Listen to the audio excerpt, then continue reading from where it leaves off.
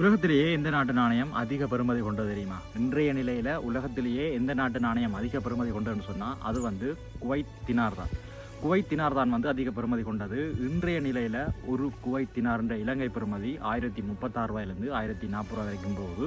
இந்த Kuwait dinar நாணயத்தால் வந்து காகிதம் இல்லை, இது வந்து பாலிமர்னு சொல்லக்கூடிய ஒரு வகை பிளாஸ்டிக் போன்ற பொருட்களால் ஆனது.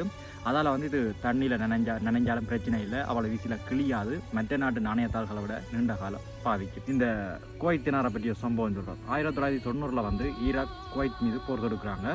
ஈராக் வந்து குவைத்தை ஆக்கிரமித்து ஈராக் இராணுவம் குவைத்தில் இருக்கிற பெருமளவான இந்த குவைத் தினார் நோட்டுகளை வந்து கொள்ளையடிச்சு கொண்டு போகிறாங்க.